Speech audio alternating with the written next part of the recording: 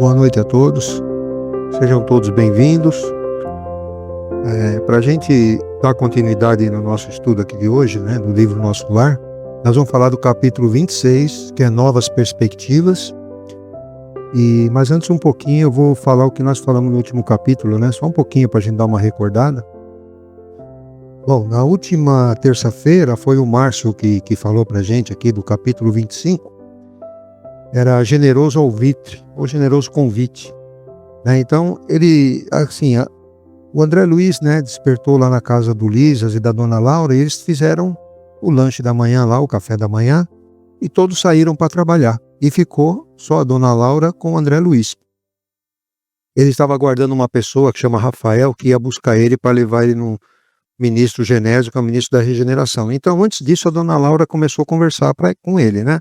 E deu algumas orientações para o André Luiz, que era assim: não esqueça que poderá obter valores mais preciosos e dignos que a simples análise das coisas.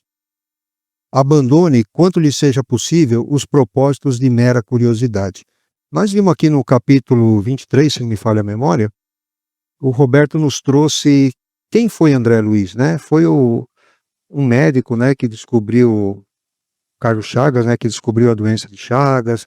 Ele era da faculdade, professor da faculdade do Rio de Janeiro, né, Universidade do Rio de Janeiro, e era um homem de muita pesquisa, né, tanto é que descobriu, né, o vírus lá da doença de Chagas, e ele também elaborou toda a rotina de hanseníase, né, de cuidar da doença de hanseníase, de cuidar de tuberculose também. Então era uma pessoa muito pesquisadora. O que a Dona Laura está falando para ele aqui? Olha, abandone um pouco essa questão de pesquisa, né? Vamos continuar.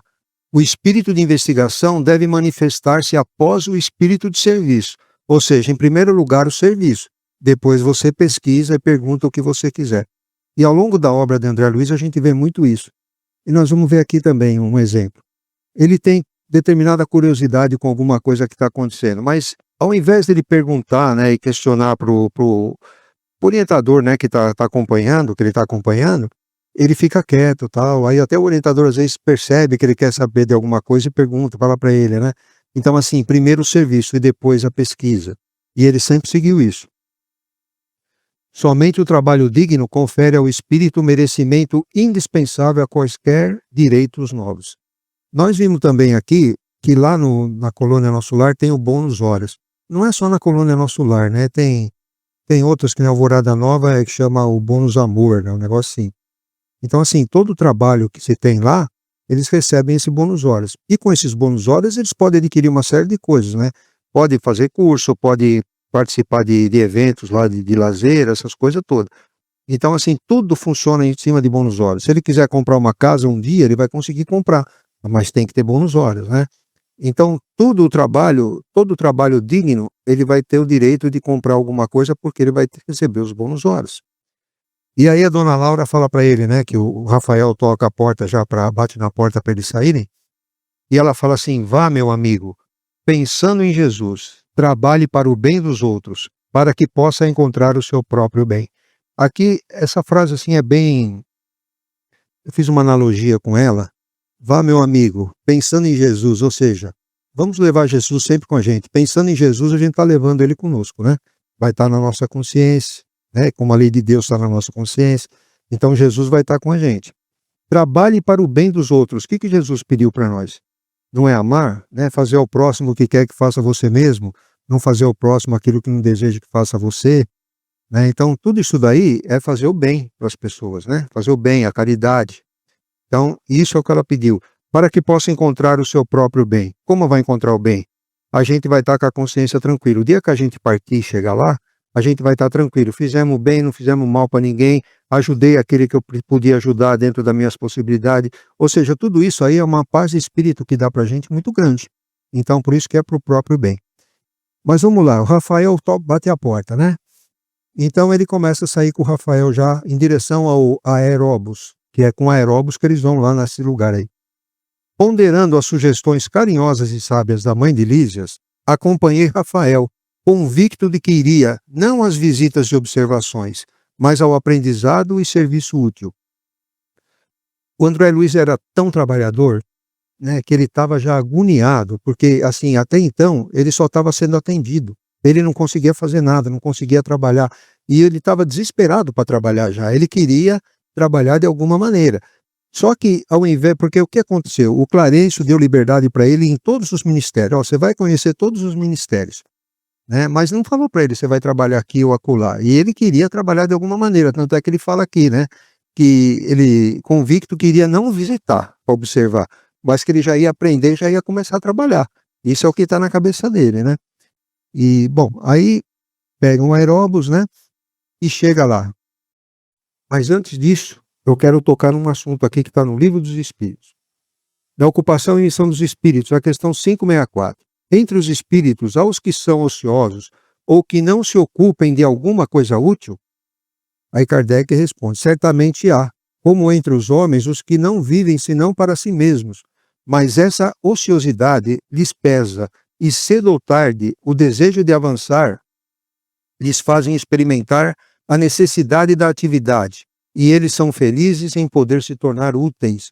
É o que estava acontecendo com o André Luiz, né? Não que ele estava ocioso, né? Mas ele já estava aqui, ó, ele já queria avançar. Ele descobriu muita coisa no plano espiritual que ele nem fazia ideia antes, né, que existia. Então ele queria avançar, então ele sabia que precisava de atividade. E ele estava querendo se tornar útil de alguma maneira, porque até então ele não estava sendo útil, né? E tem uma passagem, está no livro O Céu e o Inferno, na parte 2. O livro O Céu e o Inferno tem duas partes. A segunda parte são os exemplos, né, que o Kardec pegou. E tem lá uma moça que chama Angele. E ela apareceu na comunicação dos espíritos, e ele perguntou para ela, né, como é que ela estava, tudo, e ela começa a falar lá. Ela estava triste? Não. Ela estava feliz? Não. Ela, né, então, o que você quer aqui com a gente, né? Você não está triste, não está feliz? Qual que é o seu problema? Ah, eu tenho receio do futuro, ela falava, né? E porque aí começaram a perguntar para ela foi casada, tinha filhos, só que ela não cuidava nem dos filhos nem do marido, ela disse que entediava ela. Então ela não queria saber. Era uma empregada que cuidava, e quem arrumava empregada não era nem ela, era o marido também. Então era essa a situação dela, não cuidou dos filhos, né? E ela estava preocupada com o futuro dela. E daí fizeram uma sugestão para ela. Falou, você não quer colaborar com os espíritos aqui? De que maneira? Ela falou. Ah, você conta a sua história, né, do que aconteceu com ela, para poder modificar o pensamento deles, para poder avançar, eles evoluírem e tal, né?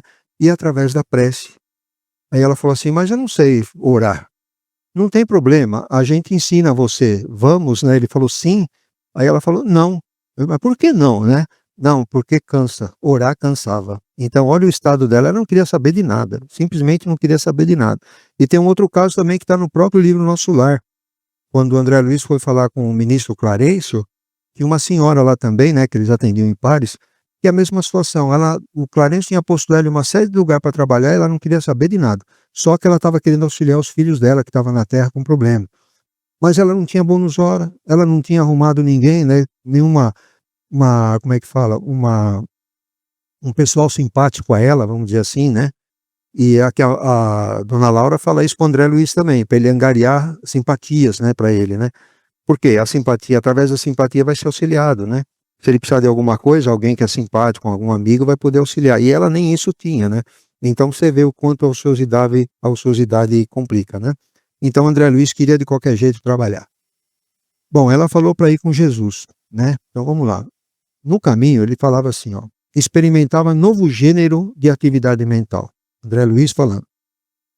Dava-me toda a oração, pedindo a Jesus me auxiliasse nos caminhos novos, a fim de que não me faltasse trabalho e forças para realizá-lo.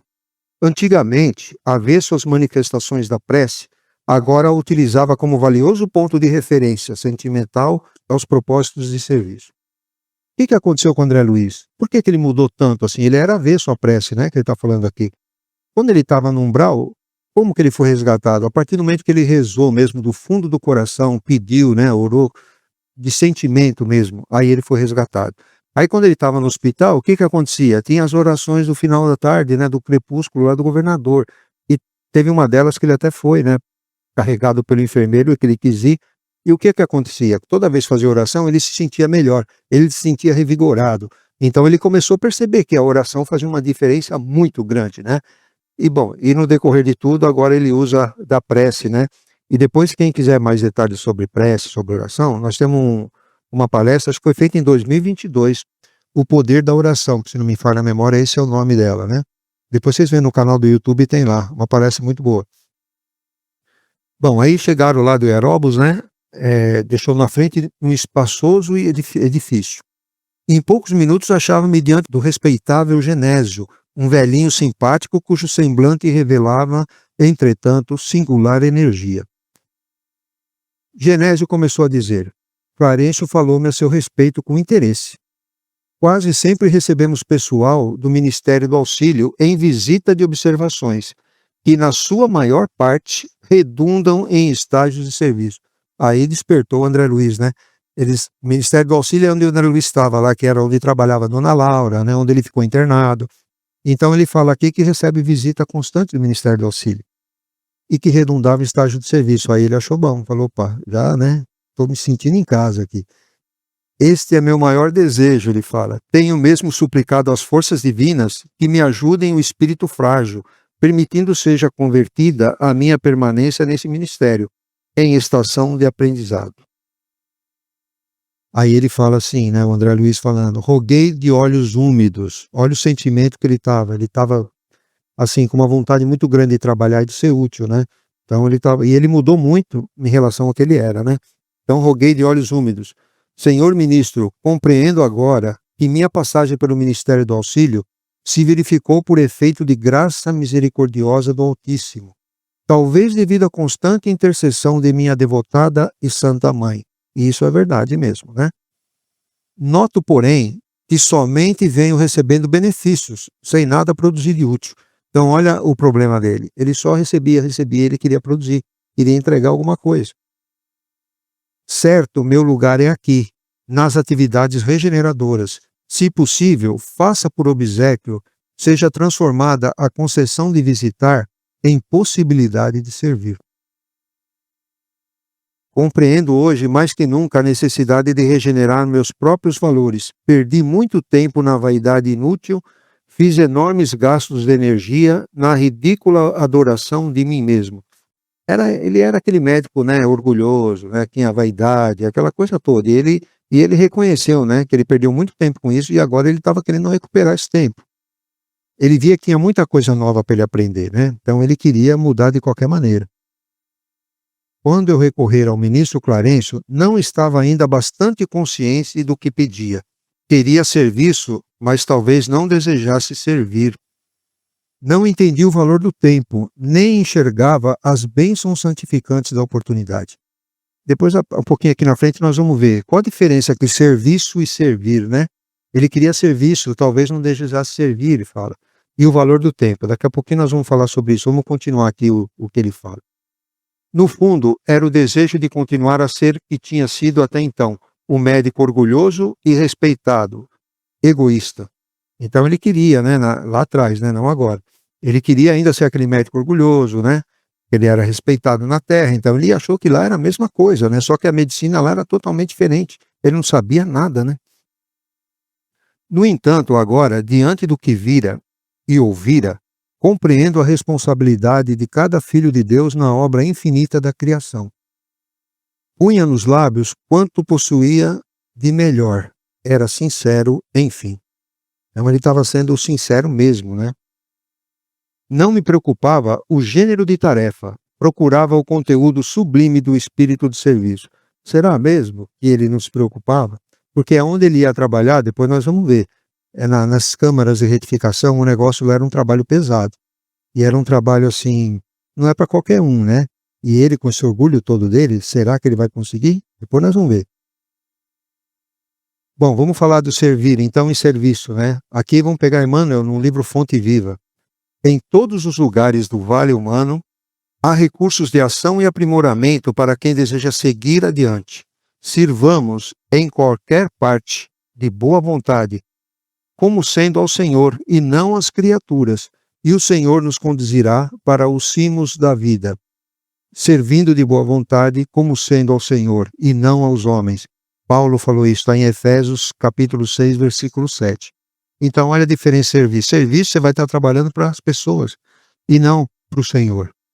Então, assim, todo serviço que a gente tem que pensar nisso. Vamos falar assim, vamos fazer para o Senhor, porque se vai fazer para o ser humano, a gente sabe que tem uns que reconhecem, tem outros que não reconhecem, né? Então não é por isso que a gente tem que ficar também se esgoelando, a gente tem que fazer sem intenção nenhuma. Mas vamos pegar, por exemplo, um exemplo aqui, a mesa. Quando chegam os espíritos para ser atendido, é como se a gente estivesse trabalhando para o Senhor, para Deus, para Jesus, e não para ele. Não vamos pensar no espírito. Ele, coitado, está numa situação difícil, que amanhã a gente pode estar no lugar dele, né? Então tem que ser atendido com muita caridade, com muito amor, porque às vezes eles cometem erro, assim como nós cometemos erro. Então não temos que julgar o que está sendo atendido ali, o que ele fez, porque ele fala às vezes o que ele fez. Então a gente não tem que julgar, a gente tem que atender e trabalhar e servir como se estivesse feito para o Senhor, porque se ele está aqui, é porque Deus mandou, é porque Jesus permitiu que ele entrasse aqui dentro para ser socorrido, que chegou o momento dele. Então é isso que a gente tem que fazer, o tipo de serviço é assim, é atender como se estivesse atendendo ao Senhor. Vamos dar passe, é a mesma coisa, é um atendimento como se a gente estivesse servindo ao Senhor.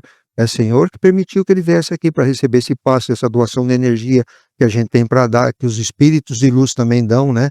Não é só da gente, vem deles também. Então, esse é o serviço ao Senhor. Isso é servir. É diferente de trabalhar e de fazer serviço, né? E o valor do tempo? Essa história é interessante. Também está no livro aqui, ó, Opinião Espírita, do Chico e do Valdo. Espíritos Emanuel e André Luiz. Olha o que ele fala aqui. O tempo que o Cristo despendeu na elevação era perfeitamente igual ao tempo que Barrabás gastou na criminalidade. Olha que interessante. Então Jesus despendeu um determinado tempo para se elevar e Barrabás o mesmo tempo para, vamos dizer assim, crescer na criminalidade. A única diferença entre eles é que Jesus empregou o tempo engrandecendo o bem e Barrabás usou o tempo gerando o mal. Entre luz de um e sombra do outro, o proveito do tempo se gradua por escala infinita. Melhorar-nos ou agravar-nos é escolha nossa. Então, assim, a gente tem um tempo que a gente pode fazer as coisas, né? E a gente tem que saber aproveitar esse tempo. Ou faz o bem ou faz o mal. É uma decisão nossa, é nosso livre-arbítrio de fazer isso, né? E às vezes o tempo ou um determinado assunto aparece para a gente, e depois quanto tempo será que vai voltar esse assunto? Quando Emmanuel falou com Jesus, Jesus falou para ele, lá na época lá de Jesus, né? Ou me siga agora ou daqui 1000 anos. Então, assim, ele deixou passar aquela oportunidade. O Emmanuel deixou passar naquele momento. Então, quantas oportunidades vão aparecer para a gente? A gente tem que analisar bem e não deixar passar determinadas oportunidades, né? Principalmente quando é uma oportunidade de servir a Deus, servir ao Senhor e até servir a nós mesmos, por que não, né? Engrandecer nosso espírito, a gente está aqui para evoluir, né? Então vamos pensar muito bem nisso. O tempo não volta. Enquanto temos tempo, façamos bem a todos. Também Paulo está em Gálatas, capítulo 6, versículo 10. Então nosso tempo é fazer o bem para todos. Tem um capítulo 17 do Evangelho segundo o Espiritismo que fala o homem de bem. Tem bastante coisa lá falando sobre o bem, né? Mas assim, é fazer o bem a todo tempo, sempre que a gente puder. E uma coisa importante, não esperar paga alguma, ou não esperar reconhecimento nenhum, nem reconhecimento de ninguém. É fazer pelo prazer de estar fazendo, é aquele negócio de servir. Eu estou fazendo para Deus, eu estou fazendo para o Senhor. Então, não se preocupe, é fazer o bem. A pessoa não reconheceu, não agradeceu, pouco importa, entendeu? O que importa é o que a gente sentiu. Estamos bem com aquilo? Estamos em paz conosco mesmo? Tá bom, está servido, está feito, entendeu? Quando o discípulo está preparado, o pai envia o instrutor, mesmo se dá relativamente ao trabalho. Isso o Genésio falando, né? Como que é o trabalho? Quando o servidor está pronto, o serviço aparece. Então, por isso que a gente tem que estar sempre preparado para o que aparecer, né? Às vezes a gente não tem o preparo, mas o serviço aparece. Então, a gente vai ter que correr atrás no momento lá, né? Você já está lá o serviço correndo e você tendo que aprender, que é muito mais difícil, né? O André Luiz vai ser mais ou menos isso, né? Ele vai estar conhecendo e vai estar tendo que aprender e trabalhar também. Ele já vai fazer isso tudo, né? Mas assim, o ideal é que a gente esteja pronto, né? Um dia que a gente precisar, nós estamos aí, o serviço vai aparecer. Isso lá e isso aqui também. É possível obter ocupações justas. Por enquanto, porém, é preferível que visite, observe e examine. Eu não sei, eu penso assim, esses ministros, né, eles tinham ligação com o mais alto, com espíritos muito mais superiores. Então eu acho que eles já mais ou menos sabiam o que ia acontecer com o André Luiz, o que ia virar o André Luiz, o que ele ia produzir no plano espiritual. Ele produziu essa obra literária toda para nós, o conhecimento do plano espiritual que a gente tem hoje, né, tudo dele, né? E depois que ele foi seguir o trabalho dele lá, mas a princípio ele trouxe uma série de informações para a gente que não sabíamos, né? Então eu acho que os espíritos já pensavam nisso e sabia que podiam contar com ele para isso, né? Porque essa obra tinha que ser trazida para nós, senão não teria vindo. Então precisava de alguém, esse alguém foi o André Luiz. Solicito a presença de Tobias, antes que se dirija às câmaras de retificação. O Tobias era um trabalhador das câmaras de retificação. Então o ministro Genésio pediu para que ele passasse lá para pegar o André Luiz e encaminhar, né? Aí o Tobias chegou, né? Se despediram lá e tal, e o André Luiz seguiu o Tobias. Atravessamos largos quarteirões, onde numerosos edifícios me pareceram colmeias de serviço intenso.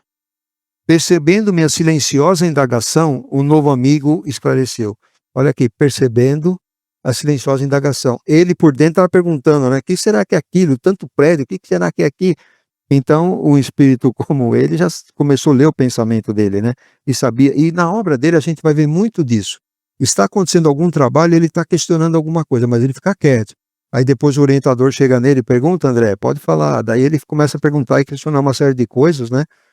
E para o nosso bem, né? Porque aí faz um esclarecimento muito bom.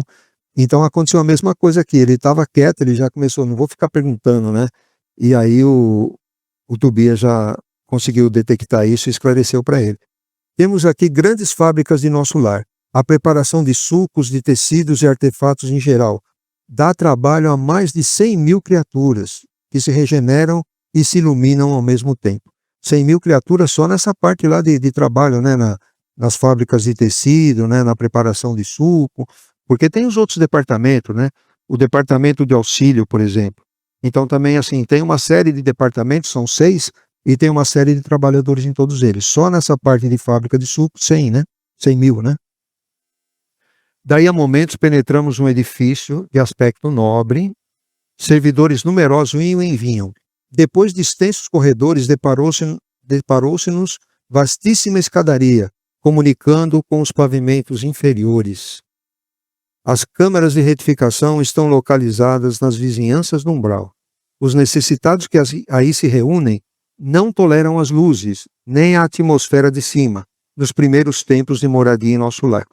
Isso a gente vê aqui na mesa em alguns casos. O espírito fala que a luz está muito forte, ele não consegue enxergar direito, então ali é a mesma coisa. Você vê que eles desceram a escadaria para ficar mais próximo possível do umbral, né? O umbral fica mais para baixo, né? Então esse pessoal está meio habituado com o clima que tem no umbral, né? Os miasmas, os pensamentos negativos daquele pessoal todo. Tudo isso interfere neles, né? Então, às vezes, eles não conseguem, né? Tem que ficar um tempo se adaptando lá e depois vai para o Ministério do Auxílio, onde o André Luiz foi. Só que o André Luiz foi direto, né? Ele saiu do umbral e já foi no hospital, que era o Ministério do Auxílio. Aqui não, ele passou pelas câmaras de retificação, esse pessoal. Então, é pessoas ainda que não conseguem, né? Estão lá há muito tempo, sei lá o que aconteceu, mas o ar puro lá do nosso lar faz mal para eles, não estão acostumados com isso. E a claridade também, como a gente vê na mesa que eu falei, a gente vê muito isso aqui, né? Bom, agora eu quero deixar uma mensagem aqui do João. A luz resplandece nas trevas. João capítulo 1, versículo 5. Mas não é a mensagem do João, é uma outra mensagem, do Emmanuel.